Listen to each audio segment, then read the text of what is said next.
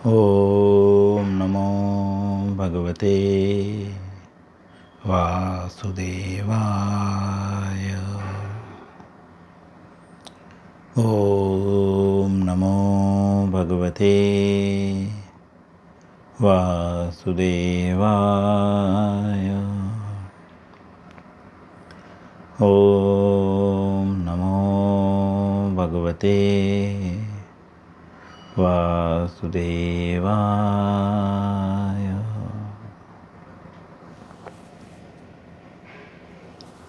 श्रीमद् भगवद गीता यथारूप अध्याय 7 भगवत ज्ञान श्लोक 13। सभी लोग प्रयत्न करें कि भगवद गीता उनके सामने हो और जो श्लोक हम पढ़ेंगे उसको मेरे पीछे दोहराने का प्रयत्न करें। 7वें अध्याय का 13वां श्लोक। त्रिभिर्गुणमयैर्भावे रेभिः सर्वमिदं जगत् मोहितं नाभिना जानाति मामेभ्यः परं व्ययम्। पुनः एक बार। त्रिभिर्गुणमयैर्भावे रेभिः सर्वमिदं जगत् मोहितं नाभिजानाति मामेभ्यः परमं व्ययम्। पुनः त्रिभिर्गुणमयैर्भावे रेभिः सर्वमिदं जगत् मोहितं नाभिजानाति मामेभ्यः परं व्ययम्। शब्दार्थ, अनुवाद और तात्पर्य श्रील प्रभुपाद जी के द्वारा। पहले हम तात्पर्य शब्दार्थ पढ़ेंगे। त्रिभिः अर्थात 3, गुणमयैः अर्थात गुणों से युक्त, भावे अर्थात भावों के द्वारा, एभिः अर्थात इन, सर्वम अर्थात संपूर्ण, इदम अर्थात यह, जगत अर्थात ब्रह्मांड, मोहितम अर्थात मोहग्रस्त, न अभिजानाति अर्थात नहीं जानता, मां अर्थात मुझको, एभ्यः अर्थात इससे, परम अर्थात परम, अव्ययम अर्थात अव्यय अर्थात या सनातन। अनुवाद श्रील प्रभुपाद जी के द्वारा। 3 गुणों ब्रैकेट्स में सतोगुण, रजोगुण तथा तमोगुण के द्वारा मोहग्रस्त यह सारा संसार मुझ गुणातीत तथा अविनाशी को नहीं जानता। जैसा कि मैं पुनः दोहराऊंगा, इस अध्याय के पूर्व में भगवान बोलते हैं, हे अर्जुन ध्यान पूर्वक सुनो क्योंकि मैं जो अभी आपको ज्ञान देने वाला हूँ ये व्यवहारिक है। व्यवहारिक मतलब जो व्यवहार डे टू डे रूटीन में हम करते हैं, हर दिन के जीवन दिनचर्या में हम करते हैं, या प्रत्येक दिन के जो हमारे कार्य हैं वह कार्य को व्यवहारिक कहा जाता है। जो कार्य को करना अनिवार्य होता है, कुछ कार्य व्यवहारिक होता है ना।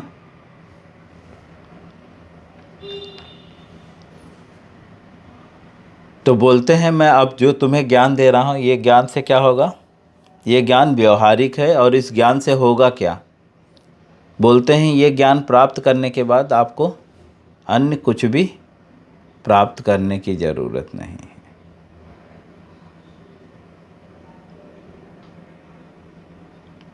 तो भगवान अपने विभिन्न शक्तियों के विषय में बताते हैं, परा अपरा, और बताते हैं किस तरह से आप मुझे हर जगह देखो, ये भी बताते हैं।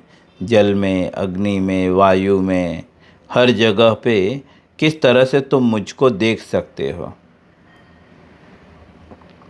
अब यहाँ पे बता रहे हैं कौन उनको नहीं देख सकता। ठीक है, देखो मतलब मैं सिर्फ बोल रहा हूँ कि जल का स्वाद भगवान है, ऐसा सिर्फ बोल रहा हूँ, लेकिन फील क्यों नहीं कर पा रहा हूँ।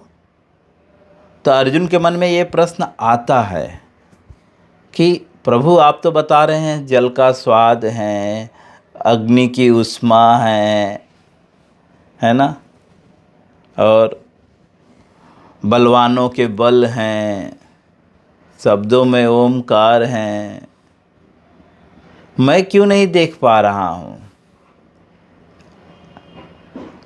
अर्जुन ऐसा प्रश्न करा। एक्चुअली अर्जुन बुद्धिमान बहुत है और वास्तव में वो भगवान का परम भक्त है। क्यों?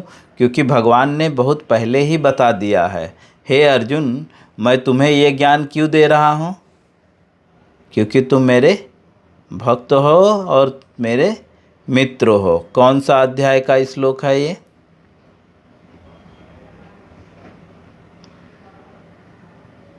कौन से अध्याय का श्लोक है, कोई है बताने वाला?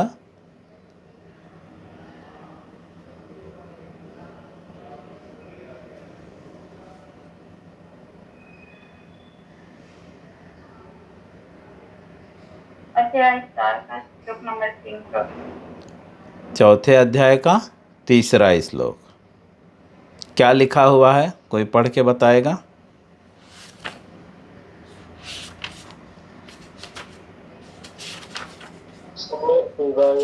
मया ते योगः प्रोक्तः पुरातनः भक्तोऽसि मे सखा चेति रहस्यं ये तद उत्तमम्। यह ज्ञान क्यों दे रहा हूँ तुमको? क्योंकि तुम मेरे भक्त हो और मेरे मित्र हो। तो भक्त कौन है? तो भक्त की क्वालिटी क्या है? तो आगे भगवान ने बताया भी है, जो तीनों तापों के होने पर भी विचलित नहीं होता। प्रजहाति यदा कामान सर्वान पार्थ मनोगतान आत्मनेव आत्मन तुष्ट स्थिति प्रज्ञस्य दोच्यते। जो मनोधर्म से उत्पन्न होने वाली समस्त प्रकार की कामनाओं का परित्याग कर देता है।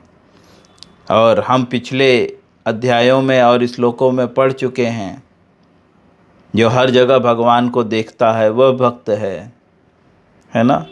कृष्ण लीला में भी ब्रह्मा जी बताए हैं।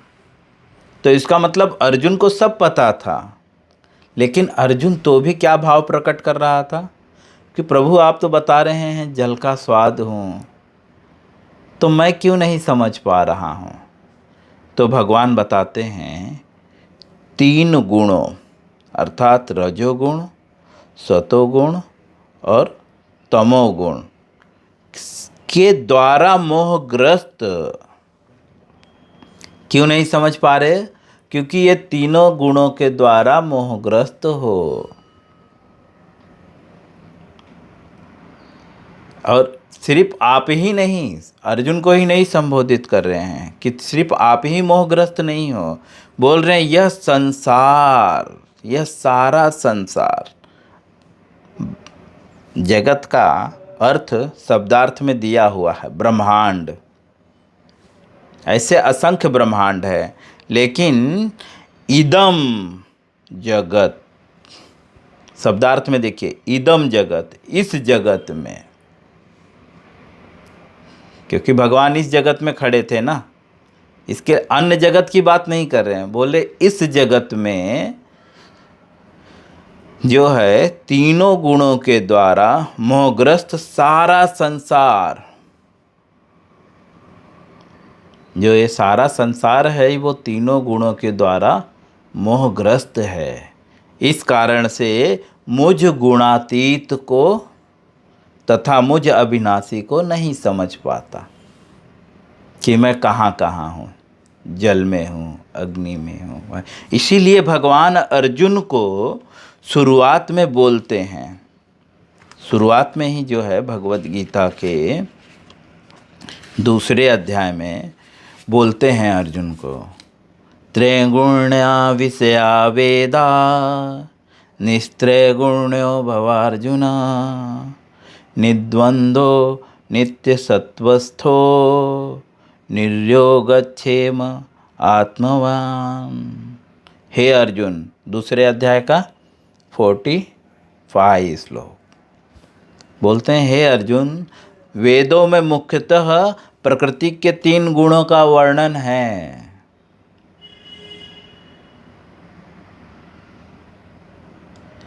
और हे अर्जुन, इन तीनों गुणों से ऊपर उठो अगर तुम्हें सब कुछ जानना है तो।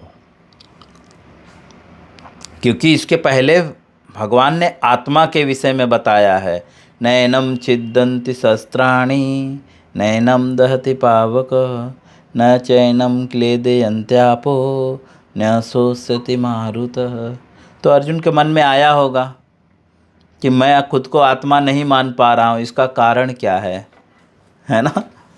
आप तो बोल रहे हैं मैं आत्मा हूँ, लेकिन मैं तो शरीर के ही स्तर पे वर्क कर रहा हूँ, रियलाइज़ नहीं हो रहा है। तो भगवान बोलते हैं ये तीनों गुणों के ऊपर उठोगे तब समझ में आएगा कि आत्मा क्या है, परमात्मा क्या है, काल क्या है, कर्म क्या है और प्रकृति क्या है। भगवत गीता में मूलतः 5 मूल विषय वस्तुओं का उल्लेख है, जीव, ईश्वर, प्रकृति, काल और कर्म। और भगवान जब उसे जीव के विषय में बताने लगते हैं तो अर्जुन कंफ्यूज हो जाता है। आप बोल रहे हैं हम आत्मा हैं, हम मरेंगे नहीं, हमें ना काटा जा सकता है ना जलाया जा सकता है, तो हम रियलाइज़ क्यों नहीं कर रहे हैं हम आत्मा है, हम तो सोच रहे हैं ये शरीर हो ना। तो भगवान बोलते हैं प्रकृति के तीनों गुणों से ऊपर उठो। उसके पहले के श्लोक में बताते हैं ये तीनों गुणों में है कौन, लक्षण कैसे है। अभी मैं बोल सकता हूँ कि भाई मैं तीनों गुणों से ऊपर हूँ, है ना। आजकल समाज में लोग ढोंग तो कर रहे हैं ना, तो मैं भी बोल सकता हूँ मैं तीनों गुणों से ऊपर हूँ। तो आप कैसे पहचानेंगे? तो उसके पहले वाले श्लोक में बोलते हैं 44 श्लोक, एक्चुअली और भी श्लोक में बोले हुए हैं, लेकिन मैं ज़्यादा श्लोकों में नहीं जाऊंगा। उसके पहले बताए हैं भोगेश्वर्य प्रसक्तानां तया पहत चेतसाम व्यवसायित्मिका बुद्धि समाधो न विधेयते। बोलते हैं जो इंद्रिय भोग तथा भौतिक ऐश्वर्य के प्रति अत्यधिक आसक्त होने से ऐसी वस्तुओं से मोहग्रस्त हो जाते हैं। कैसे पहचानोगे? उसका भौतिक वस्तुओं के प्रति आसक्ति होगी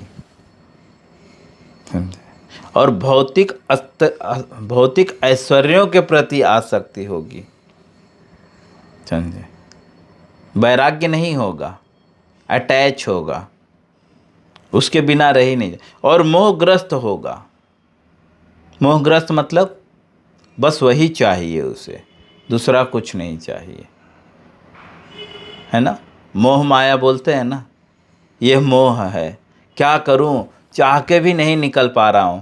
बुढ़े लोग बोलते हैं अक्सर, जब उनके बच्चे लोग उनको तकलीफ़ देते हैं तो बुढ़े बोलते हैं क्या करूं, जन्म दिया है ना, चाह के भी नहीं।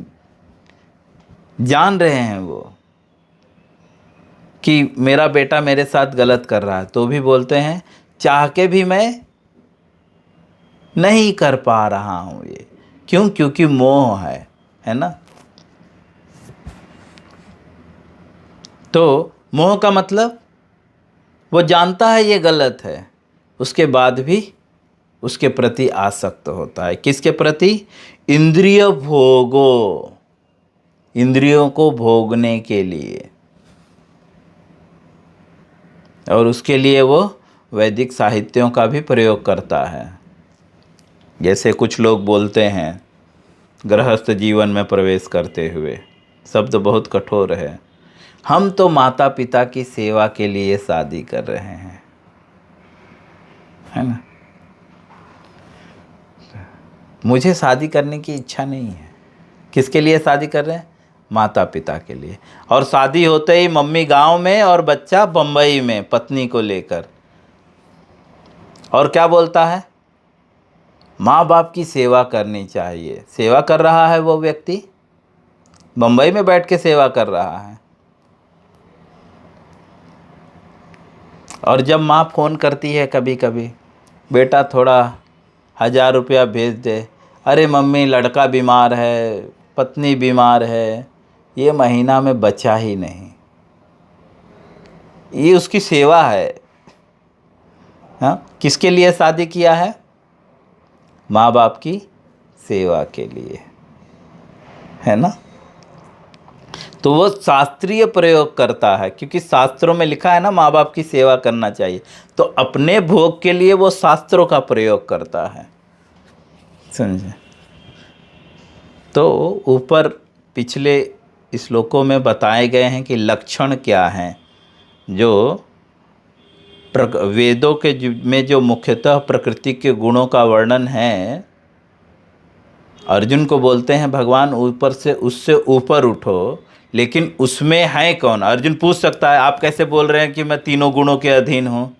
तो भगवान बता रहे हैं क्योंकि तुम आसक्त हो, मोहग्रस्त हो, बोल रहे ये मेरा चाचा है, ये मेरा दादा। आप देख रहे हो वो तुम्हारे साथ गलत कर रहा है, उसके बाद भी तुम क्या बोल रहे हो? मैं इसे कैसे मारूं?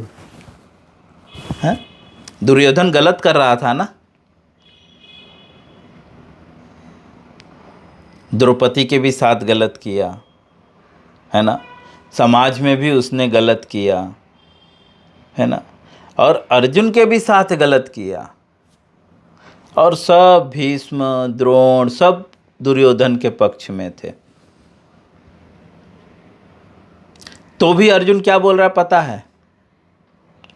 ये तो मेरे चाचा है, ये मेरे दादा, ये गुरु है मेरे, मैं इनको कैसे मारूं? इनको मारने की अच्छा है कि मैं भीख मांग के खाऊं। क्योंकि अर्जुन बोल सकता है अरे प्रभु आप मुझे क्यों ऐसा बोल रहे कि तीनों गुणों से ऊपर उठो? हाँ, मैं तो तीनों गुणों में नहीं हूँ। तो भगवान लक्षण भी बताते हैं, देख तेरे अंदर ये सब लक्षण है, तू आसक्त है, इसीलिए तो बोल रहा है ना। ठीक है। सहसा अर्जुन फिर उसके मन में प्रश्न अगर उठ गया होगा कि फिर ये तीनों गुण से ऊपर कैसे उठे, बता दीजिए आप। तो आगे बताते हैं, मैं हर श्लोक को नहीं लूँगा, आगे मुख्य श्लोक को लूँगा जो मुझे मुख्य लगा है। तो दूसरे अध्याय के 49 श्लोक में बोलते हैं, अनुवाद पढ़ूंगा, श्लोक नहीं पढ़ूंगा। 49 श्लोक, भक्ति के द्वारा, लिखते हैं हे धनंजय, भक्ति के द्वारा समस्त ग्रहित कर्मों से दूर रहो और उसी भाव से भगवान की शरण ग्रहण करो। ग्रहित कर्म मतलब जो शास्त्रों में नहीं बताया गया है, निंदनीय कर्म, शब्दार्थ में निंदनीय। ग्रहित कर्म का जो है दूसरा अर्थ जो है अव्ययम, जो है अव्ययम को ग्रहित कर्म कहते हैं हिंदी में, और उसी को जो है दूसरे शब्द में निंदनीय कर्म कहते हैं। बोलते हैं समस्त प्रकार के निंदनीय कर्म से दूर रहो।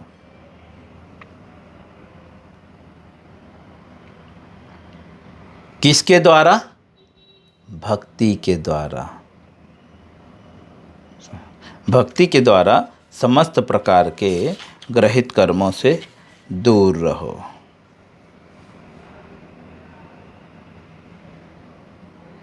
अब लोग जो बोलते हैं, एक्चुअली भगवान यहाँ पे उन लोगों को उत्तर दे रहे हैं कि सब बोलते हैं पहले अच्छे हो जाएं उसके बाद भक्ति करेंगे।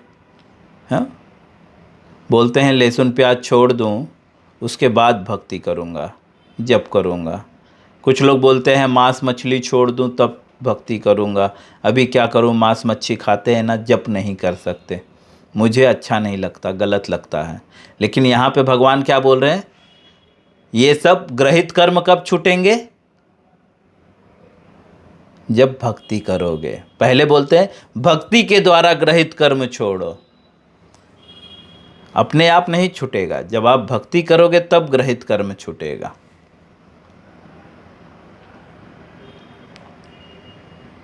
और जब ग्रहित कर्म छूटेगा तो उसके द्वारा जो है, फिर आगे भी बोलते हैं ना, ग्रहित कर्म कैसे छूटेगा? तो बोलते हैं आगे, भक्ति में संलग्न मनुष्य इस जीवन में ही अच्छे तथा बुरे कार्यों से अपने को मुक्त कर लेता है। और इस तरह से भगवान आगे बहुत सारे बातें बताते हैं कि किस तरह से आप तीनों गुणों से ऊपर उठोगे। और उसी में आगे जाकर अर्जुन पूछता भी है, तो कैसे पता चलेगा कि मैं तीनों गुणों से ऊपर उठ गया हूँ? 54 श्लोक में अभी तो आपने बताया कि मैं तीनों गुणों में हूँ, तो मैं तीनों गुणों से ऊपर उठूँगा, इसके लक्षण क्या क्या हैं, कैसे पता चलेगा? अर्जुन पूछता है। आध्यात्मिक चेतना में लीन व्यक्ति अर्थात जो तीनों गुणों से ऊपर उठ गया, उसके क्या लक्षण हैं, वो कैसे बोलता है? 54 श्लोक में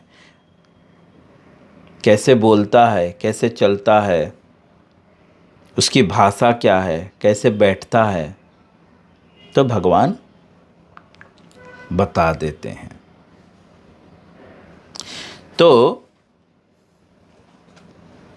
हमने मोटा मोटी देखा कि कौन सतोगुण, रजोगुण तथा तमोगुण से मोहग्रस्त है।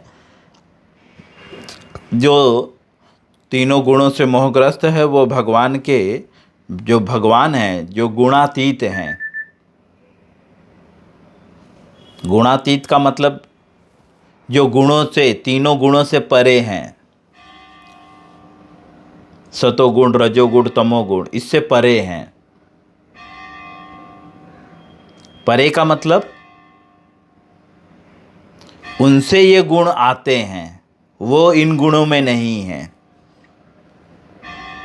जैसे आपका बेटा आपसे जन्म लिया है ना? आपका बेटा आप में नहीं है ना? आप आपके बेटे के अंडर में हैं क्या? नहीं है ना?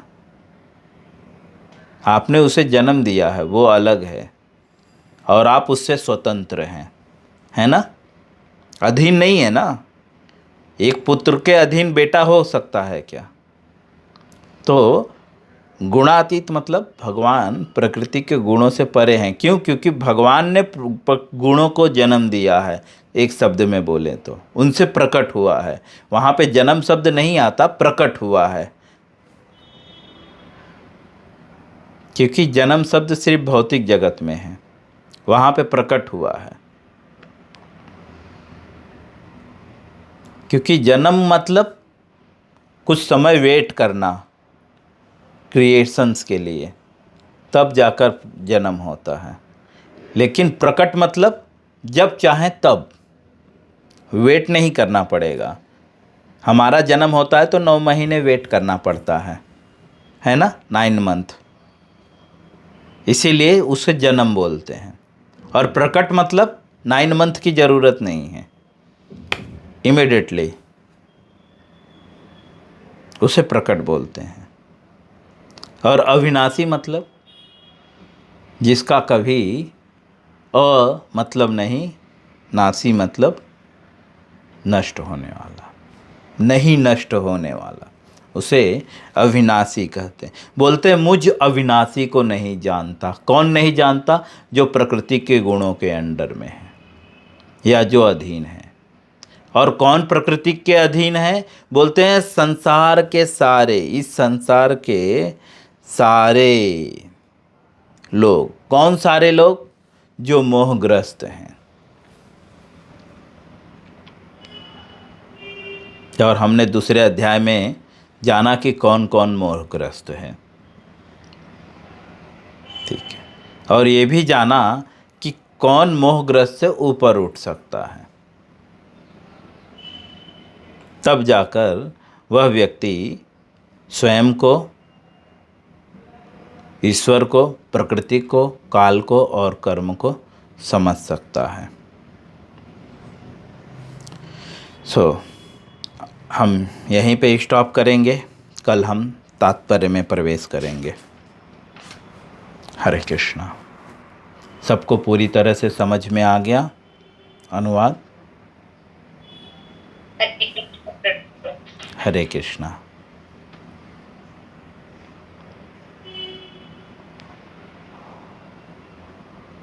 किसी का कोई प्रश्न है इससे संबंधित या कुछ सुझाव?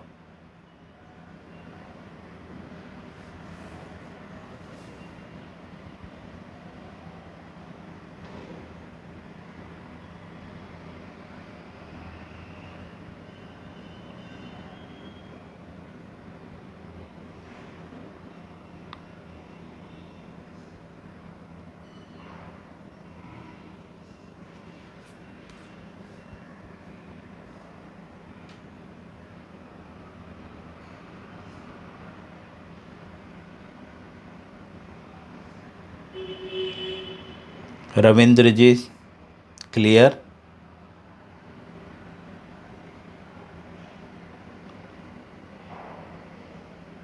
प्रभु जी बिल्कुल क्लियर है। यस।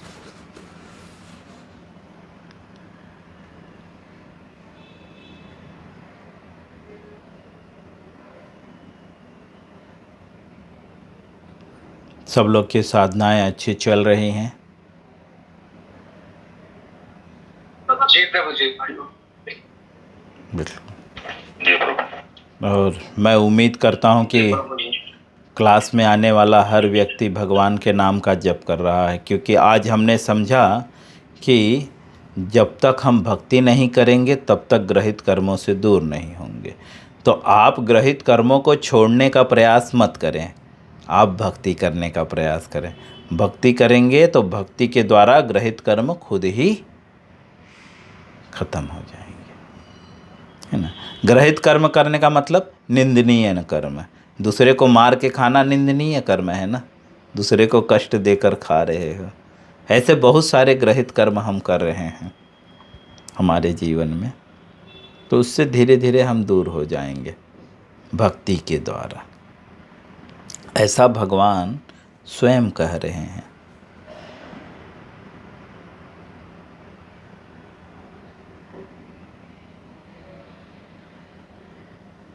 तो इसीलिए भक्ति करिए। भक्ति का तात्पर्य जानते हैं ना? भक्ति की 9 विधियां हैं। भक्ति तो बहुत बड़ी बात है।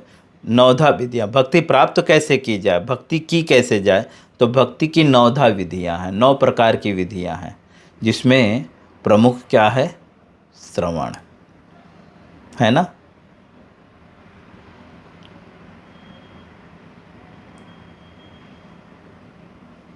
श्रवण, कीर्तन, विष्णु स्मरणम, अर्चनम, वंदनम, दास्यम, साख्यम, आत्मनिवेदनम। ये 9 विधियां हैं, जिसमें पहला है श्रवण। अभी हमें उसी में पहले परफेक्ट होना है, हम उसी में अभी ये परफेक्ट सभी नहीं हैं। चैंटिंग में आ जाता नहीं ये या सभी चैंटिंग भी श्रवण में आता है एक्चुअली। या चैंटिंग में दो चीज़ें कॉम्बो होती हैं, श्रवणम कीर्तनम, सेकेंड स्टेप चैंटिंग। सुनेंगे तभी तो जप करेंगे ना। हमने जप करना कब स्टार्ट किया? जब हमने किसी भक्तों के मुंह से सुना कि माला जप करना चाहिए, जप करने से ये होता है, दैट होता है, दिस होता है। तो यहाँ पे भगवान स्वयं बता रहे हैं कि जप करने से क्या होता है, भक्ति करने से क्या होती है, सारे ग्रहित कर्मों से आप दूर हो जाते हो। अगर कोई पूछे कि क्या फ़ायदा भक्ति करके, तो बताओ, भक्ति करके भगवान भगवत गीता में 2 अध्याय में बता रहे हैं, भक्ति करने से ग्रहित कर्मों से व्यक्ति दूर हो जाता है। ग्रहित कर्म मतलब निंदनीय, जिससे आपकी समाज में निंदा हो रही है। अर्थात जो व्यक्ति भक्ति कर रहा है, सारा समाज उससे प्रसन्न हो जाता है, कोई उसकी निंदा नहीं करता। लाइक दिस नारद, कभी नारद जी की हिरण्यकश्यप ने निंदा की? असुर भी उसकी निंदा नहीं किए, छोटे मोटे छोड़ दीजिए, बड़े बड़े असुर भी निंदा नहीं किए, बल्कि उनकी तारीफ करते थे। कंस, रावण, हिरण्यकश्यपु, हिरण्याक्ष, जरासंध, ऐसे बहुत सारे लोग रहे। क्योंकि नारद कहीं पे भी ग्रहित कर्म नहीं किए हुए हैं, तो उनकी निंदा करने का किसी को सवाल ही नहीं होता। असुर भी उनकी तारीफ करते हैं, निंदा नहीं करते हैं। ये भक्ति का प्रभाव है। कोई मुझे बता दे कि किसी ने बोला हो नारद जी बहुत बेकार हैं, हमारे सिवा। हम लोग भले ही बोलते हैं, अरे वो तो चुगली करते हैं, दैट करते हैं, दिस करते हैं, वे लोग नहीं बोलते, हम लोग बोलते। क्यों पता है? एक्चुअली हम उन असुरों से भी गिरे हुए हैं, इसीलिए हम बोलते हैं स्वयं को। ओके, समय हो गया है, यहीं पे विराम देंगे। पुनः शाम को मिलेंगे कृष्ण लीला में। हरे कृष्णा। हरे कृष्ण। हरे कृष्ण।